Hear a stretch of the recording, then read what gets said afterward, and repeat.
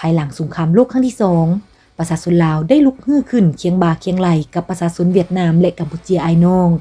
เพื่อเฮ็ดการปฏิวัติดำเนินการต่อสู้ต้านพวกลาวมึงขึ้นฝรั่งเพื่อสันติภาพประชาธิปไตยเอกภาพและเอกราชในระยะขบวนการต่อสู้กู้ชาติของประชาชน3ชาติอินโดจีนได้มีบาดก้าวขยายตัวใหม่มันเรียกร้องให้มีการจัดตั้งนำพา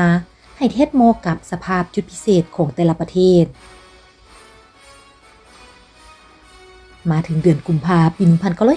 1951 กองประชุมใหญ่ครั้งที่2ของพรรคคอมมิวนิสต์อินโดจีนได้ไขขึ้นกองประชุมได้สรุปสั่งรวมขบวนวิวัฒน์แห่งการนำพาของพรรคคอมมิวนิสต์อินโดจีน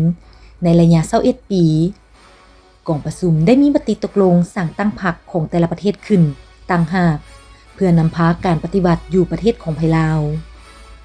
โดยปฏิบัติตามมติดังกล่าวนั้นนักคอมมิวนิสต์เวียดนามได้สั่งตั้งพรรคคนงานเวียดนามในปี 1951 และต่อมานักคอมมิวนิสต์กัมพูเชียก็ได้สร้างตั้งพรรคของตนขึ้นส่วนบรรดาสมาชิกพรรคคอมมิวนิสต์ในองค์คณะพรรคแคว้นลาวซึ่งทางได้นำพาประชาชนลาวดำเนินการต่อสู้ต้านพวกลาวมึงขึ้นฝรั่งจนสามารถญาติได้ชัยชนะในปี 1954 และทั้งเกี่ยมเงินไขเพื่อก้าวถึงการสร้างตั้งพรรคของตนขึ้นในระยะที่สภาพการสากลและภายในมีการหันเปลี่ยนอย่างใหญ่หลวงนั้นกองประชุมครั้งที่1ของพรรคได้ไขขึ้นในวันที่22 มีนาปี 1955 อยู่เขตที่มันซ้ำเหนือซึ่งเป็นนักปฏิวัติผู้ดีเด่นเข้าร่วม20สหายเป็นตัวแทนให้แก่สมาชิกพรรค400 กว่าสหายกองประชุมครั้งนี้ได้ตกลงเป็นเอกสารกันใส่ชื่อพรรคว่าพรรคประชาชนลาวซึ่งเป็นพรรคประชาชนปฏิวัติลาวในปัจจุบันกองประชุมใหญ่ครั้งประวัติศาสตร์นี้ได้ดำเนินไปภายในกำหนด15 วันนับตั้งแต่วันที่22 มีนาจนถึงวันที่6 เมษายน ปี 1955 และกองประชุมได้เป็นเอกสารกันผ่านบทรายงานการเมืองซึ่งได้แจงแยกสภาพการของโลกและของลาวอย่างละเอียดถี่ถ้วนพร้อมกันนั้นกองประชุมได้ผ่านโครงการดำเนินงานผ่านกฎระเบียบพรรคและปัญหาอื่นๆอีกกองประชุมได้ปอนบัตรคัดเลือกเอาคณะซี่น้ำศูนย์กลางพรรคจำนวน5 สหายคือ 1. สหายไก่สอนภูมิวิหาร 2. สหายหนูหักคุ้มสวรรค์ 3. สหายบุญพรหมมหาไซ 4. สหายศรีสวัสดิ์แก้วบุญพันธ์ 5. สหายคำแสงศรีวิไลและมาฮอดวันที่14 เดือน 5 ปี 1955 ได้มีการบ่งตัวเพิ่มเติมอีก3 สหายคือ 1. สหายสุภานุวงศ์ 2. สหายภูมีวงศ์วิจิตร 3. สหายภูนศรีประเสริฐและมาฮอดเดือน 3 ปี 1956 ได้บ่งตัวเพิ่มเติมอีก2 สหายคือ 1. สหายศรีสมพร ลอวันไซ 2. สหายพิษมวลสาวจันทราและมาฮอดปี 1957 ได้บ่งตัวเพิ่มเติมอีกมี1 สหายคือสหายคำไต่ศรีพันดรและมาฮอดปี 1962 จึงได้มีการบ่งตัวเพิ่มเติมอีกเป็นครั้งที่ 4 2 สหายคือสหายส้มซืนคำพิทูลและสหายพรหมาดวงมาลาและในปี 1963 ได้มีการบ่งตัวเพิ่มเติมเป็นครั้งที่ 5 อีก 4 สหายคือ 1. สหายสาลีวงคำสาว 2. สหายสนันสุทธิจักร 3. สหายสลอง 4. สหายคำสุขไสยแสงคณะกรรมการซี่น้ำศูนย์กลางพรรคสมัยที่ 1 รวมมีทั้งหมด 17 สหายนับทั้งผู้ที่ปอนบัตรคัดเลือกตั้งและผู้ที่บ่งตัวแต่งตั้งเพิ่มเติมรวมมี 17 สหายดังนี้ 1. สหายไก่สอนภูมิวิหารหัวหน้าคณะซี่น้ำศูนย์กลางพรรค 2. สหายหนูหักคุ้มสวรรค์ 3. สหายบุญพรหมมหาไซ 4. สหายศรีสวัสดิ์แก้วบุญพันธ์ 5. สหายคำแสงศรีวิไล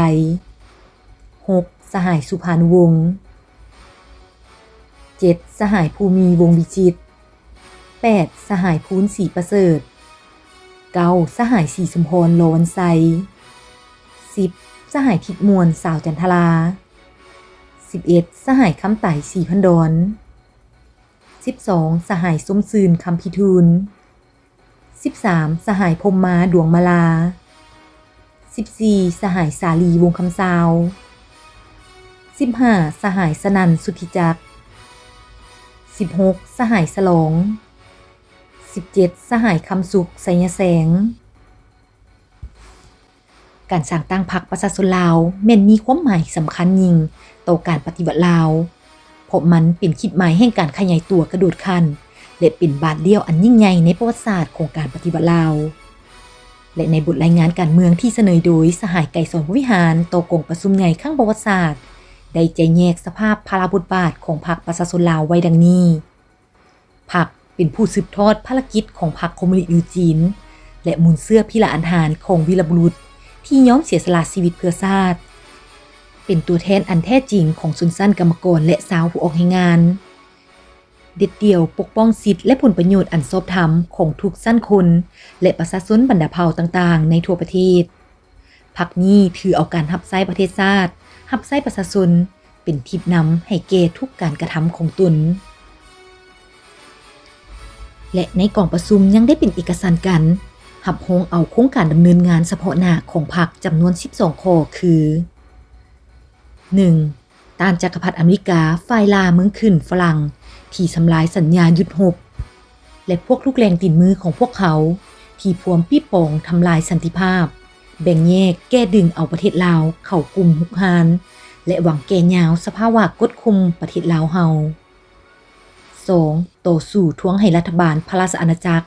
ต้องจริงใจร่วมมือกับบรรดากำลังประเทศลาวเพื่อปฏิบัติสัญญาหยุดรบปรับปรุงสันติภาพปฏิบัติสิทธิเสรีภาพประชาธิปไตยดำเนินการเลือกตั้งทั่วไปอย่างเสรีเพื่อเต้าโฮมประเทศชาติเป็นเอกภาพสร้างตั้งรัฐบาลผสมและสำเร็จภารกิจเอกราชแห่งชาติ 3. มหาสามัคคีทั่วปวงชนสร้างตั้งแนวโฮมเอกภาพแห่งชาติอย่างกว้างขวางโดยตั้งบุญพื้นฐานพันธภาพกรรมกรสาวนา 4. ก่อสร้างปรับปรุงกำลังประกอบอาวุธและเครื่องประกอบอาวุธให้กลายเป็นกองทัพประชาชนเพื่อปกปักรักษาเขตที่มั่นหมุนไส้ให้แก่การต่อสู้ทางการเมืองทั้งเป็นเสาค้ำแห่งการปกปักรักษาสันติภาพ 5. ปรับแปลงชีวิตการเป็นอยู่ของประชาชนทุกชั้นคน 6. ปฏิบัติสิทธิเสรีภาพประชาธิปไตยต่อประชาชน 7. ปฏิบัติสิทธิเสมอภาพระหว่างเพศหญิงชายปฏิบัตินโยบายเสมอภาพและสามัคคีระหว่างบรรดาเผ่า 8. เคารพสิทธิเสรีภาพในการเชื่อถือและฮิตของประเพณีของประชาชนเผ่าต่างๆต้านภัยบ่ฮู้หนังสือขยายวัฒนธรรมแห่งชาติ 9. สำหรับชาวต่างดาวที่อาศัยอยู่ประเทศลาวต้องเคารพอธิปไตยเอกราชของลาวจึงจะรับประกันชีวิตทรัพย์สมบัติและสิทธิเสรีภาพในการตั้งภูมิลำเนาและการธุรกิจ 10. ผูกมิตรกับทุกประเทศที่เคารพเอกราชอธิปไตยและพื้นแผ่นดินอันครบถ้วนของลาวบนหลักการเสมอภาพต่างฝ่ายต่างได้รับผล 11. ตั้งหน้าก่อสร้างบำรุงพนักงานเฉพาะอย่างยิ่งแม่นเอาใจใส่พนักงานกรรมกรสาวไหนาเผ่าชนส่วนน้อย 12. ออกแรงก่อสร้างพรรคประชาชนลาวให้กลายเป็นพรรคที่เข้มแข็งของชนชั้นกรรมกรและสาวผู้ออกแรงงานเพื่อให้มีความสามารถเพียงพอในการนำพาการปฏิวัติไปสู่ชัยชนะสุดท้ายกองประชุมใหญ่ได้วางหน้าที่รวมของพรรคในระยะเฉพาะหน้าออกคือนำพาปวงชนลาวสามัคคีต่อสู้เฮ็ดสำเร็จภารกิจปลดปล่อยชาติสร้างประเทศลาวให้เป็นประเทศสันติภาพเอกราชประชาธิปไตยเอกภาพและวัฒนถาวรพรรคยังได้กำหนด9ยุทธศาสตร์ต้นต่อคือ 1. กำหนดท่าแท้ของตนแม่นพรรคของชนชั้นกรรมกรซึ่งเป็นตัวแทนแก่ผลประโยชน์ชนชั้นกรรมกรประชาชนผู้ออกแรงงานและหมุดชาติลาว 2. พื้นฐานแนวคิดของพรรคแม่นทฤษฎีมาร์กเลนิน 3. กำหนดจุดหมายสุดท้ายของการปฏิวัติแม่นเพื่อก้าวขึ้นสังคมนิยม 4. กำหนดศัตรูต้นโตเฉพาะหน้าแม่นจักรพรรดิอเมริกาผู้แทรกแซงหุกหาน ลัทธิลามเมืองขึ้นฝรั่งและลูกมือ 5. กำลังนำพาชนชั้นกรรมกรโดยแม่นพรรคเป็นตัวแทน 6. กำหนดกำลังหลวงของการปฏิบัติแม่นประชาชนทางชาติก่อนอื่นแม่นชาวไหนาผู้ออกแรงงานลาวบรรดาเผ่า 7. กำหนดเพื่อนมิตรของการปฏิบัติลาวแม่นนักเรียนรู้นักศึกษาปัญญาชนพ่อค้าเช้าขายนายทุนน้อยนายทุนแห่งชาติพระสงฆ์องค์เจ้าผู้ทรงคุณวุฒิเจ้ากกเจ้าเหล่าต่างๆ 8. หน้าที่พื้นฐานแม่นสามัคคีปวงชนทั้งชาติดำเนินการปฏิวัติศาสตร์ประชาธิปไตยต้านจักรพรรดิผู้หุกหาญและลูกแรงตีนมือปลดปล่อยประเทศชาติ 9. คำขวัญยุทธศาสตร์สันติภาพเอกราชประชาธิปไตยเอกภาพวัฒนาถาวร